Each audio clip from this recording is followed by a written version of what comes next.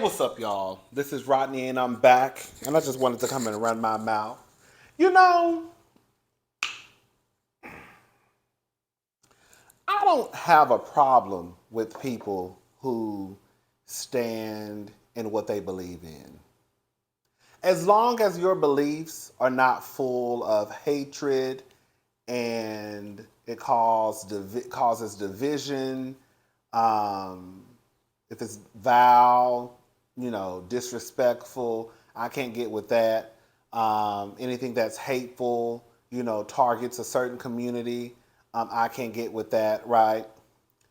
Um, if you like Trick Daddy and you just think that Beyonce can't sing, then girl, that's just on you. That's just what you believe. Now, girl, do we need to go get Trick Daddy's ears checked? Right? Now that might be on the to-do list. But other than that, girl, that ain't hurt nobody. So if Trick Daddy want to walk around here talking about Beyonce can't sing, that's what Trick Daddy believe. Whatever, girl. When it comes to Gizelle Bryant, I was hoping that the closer that we got to the reunion, sometimes I hope, I've always said, I think one of the great things about being on reality TV is that you can watch yourself and see, girl, the ways that you have, right? And you might want to work on, tweak some stuff about the way that you move, I thought that was always one of the great things about reality TV. Because you get to see yourself and see how you handle people and see how you talk to people and just see how you really come across, right? And I always hope I was hoping towards this end of the season that Gizelle would have had some type of light bulb go off in her head. But I feel like it's kind of like Candy. No, Tino, not to bring Candy into this. But remember when Candy was when I think she got upset because I think Kenya felt some type of way about the vibrating panty situation, and she tried to compare it to like the girls' trip in South Carolina. Remember when Portia was in the room with Bolo and Tanya was in there eating her coochie, allegedly? We don't know what was going on in their room. We do know somebody was getting down, okay? And Candy stood on that, and I was like, Candy, girl, I'm hoping that she had some light bulb goes off. Like, Candy, it's not the same thing, girl. You cannot compare. I forgot what she tried to compare. I think it was like you mad about the vibrating panties, but you was busting it wide open in South Carolina, wherever they was at. It was something like that. I was like, Candy, you are dead wrong. Like, that is not the same thing. And I was just hoping that with Gizelle would have basically had some type of light bulb go off in her itty bitty brain to say, girl, you really messed up, right? You really messed up. And she could have come up with any type of lie. I want to apologize to Chris. It was a misjudgment on my end. And whatever she needed to say to try to rectify the situation. But it's clear as day that Gizelle is still standing in what she believes in and what in her word. All right? She just did this interview. This was posted on January the 11th, 2023 at 11:09. It is Thursday, the 12th. So this was yesterday. Excuse me. So this is the article. Real Housewives of Potomac star Gizelle Bryant says Candiace Dillard Bassett always wants to be a victim. 7 seasons in, Gizelle Bryant is still the word on the street, and that street is filled with drama. Season 7 of The Real Housewives of Potomac has taken viewers on a wild ride, uniting the ever-evolving cast for another season of fights, fashion, and fun in the DMV. Bryant stars alongside bestie and fellow Green-Eyed Bandit Robin Dixon, Karen Huger, Ashley Darby, Candiace Dillard Bassett, Dr. Wendy Osefo. I'm glad they called her doctor. I mean, I'm not saying you have to call her doctor just in regular schmegular conversation, but I'm glad they addressed her as doctor in this article. Dr. Wendy Osefo and Mia Thornton, along with friends Sharice Jackson Jordan and Jacqueline. I cannot say it. I don't know why I start acting like Portia. Girl, why I can't say this girl name? Jacqueline, Jacqueline, Jacqueline, Jacqueline, Jacqueline, right? I feel like that's wrong. I'm not saying it right. Jacqueline. That is right. I think I finally got it. Jacqueline. Jacqueline Blake. Jacqueline Blake. Jacqueline. Girl, I feel like I'm slow. Jacqueline. Jacqueline Blake. Jacqueline. Jacqueline. I can't even say it. I'm going to call her Helper Jackie. Today.com caught up with Bryant to hear her take on season 7 drama and what's to come. Bryant says she's no longer interested in talking to Dr. Wendy Osefo.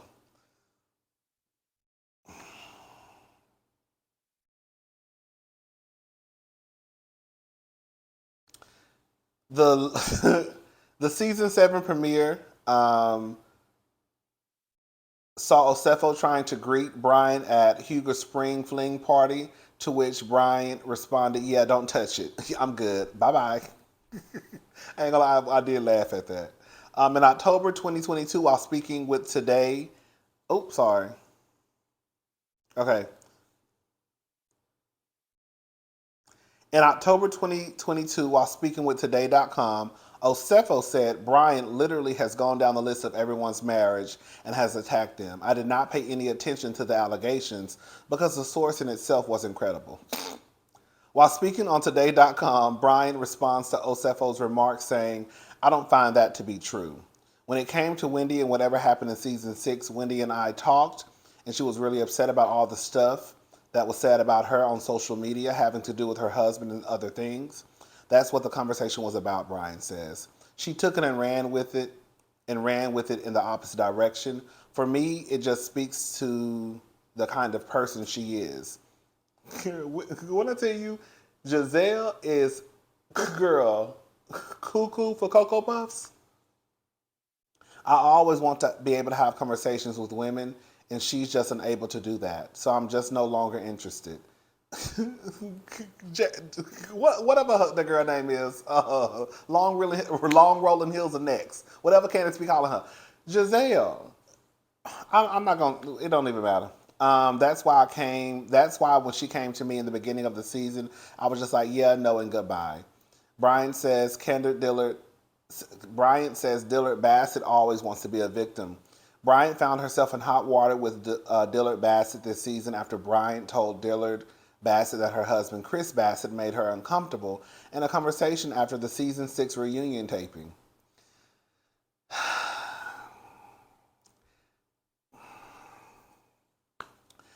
Brian says, I'm not going to read all of this, but Brian says she doesn't regret anything she said to Dillard Bassett about her husband. She continues, because I know Candiace is very sensitive and she can be a bit dramatic. I was very careful to choose my words carefully with her. At that time, she and I were friends, so I wasn't going to say anything that was going to be super inflammatory and hurt her, but she took it to a whole other level of nonsense.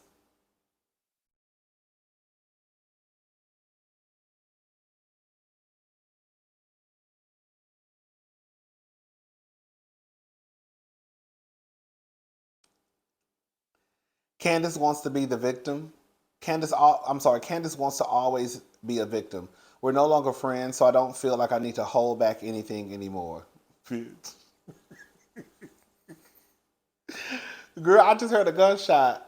Candiace, you didn't hear it? I heard it. You didn't hear it? I heard it. Did you hear it? Because I heard it. Okay? What happened, and it was unfortunate, and no one's going to tell me how to feel in a situation like that. See, this is the problem with Gizelle that I have. And even I saw a comment the other day, and some people were agreeing with the comment. The people who actually side with Gizelle, let me just say this. Girl, you can believe what you want to believe. Gizelle is entitled to feel how she wants to feel. But Gizelle cannot put those feelings on Chris. Especially when she said out of her own mouth that Chris did not say anything inappropriate, he didn't do anything inappropriate, and I don't even remember the conversation. So we have those 3 things that came out of Gizelle Bryant's neck and then through her mouth. Okay? So I'm trying to figure out Why is it that people are still acting like they don't understand what's going on? Gizelle, you could feel that way, but that ain't got nothing to do with Chris. Now, I could see if this scenario happened. Gizelle was in her room. Chris knocks on the door. Right? Excuse me. Chris knocks on the door. And then Gizelle is like, why are you at my room? I've told y'all plenty of times I don't like for men to come to my room when I'm alone. I don't like the optics of it. I don't like it. If it was something like that, I could try and wrap my head around it. Like, well, Chris, I already told you 3 times that she don't like to be around men by herself. Why are you knocking on this lady's door and she's in her room by herself? You shouldn't have did it, right? But that's not what happened. That's not what happened. That ain't nowhere near what happened. So I'm just confused on Gizelle's stance at this point. You know what? And I also believe this. I believe that no one from Bravo has told Gizelle about, girl, you know you dead wrong. You know how a producer stepped in and told Candiace that she actually did have that kitchen table talk scene with Ashley and was talking about Karen. I can't believe like a producer hasn't stepped in and told Gizelle, girl, you know like you wrong, right? Like, girl, you remember what you said. You remember you said that this man didn't say anything inappropriate. He didn't do anything inappropriate. You don't even remember the conversation, but you're trying to say that he should apologize because you felt uncomfortable. And for her to still be on June the 11th, or whenever they did this interview, it was published on June, I keep saying June the 11th. January the 11th, whenever they did the interview, it was published on January the 11th. For her to still have those sentiments, it just does not make sense to me. Girl, that means that she's probably going into the reunion, because they're about to tape the reunion, because Andy was asking folks for questions the other day. Like, she's probably still going to, I hope Candiace, girl, when I say I hope Candiace tears Gizelle up at that reunion.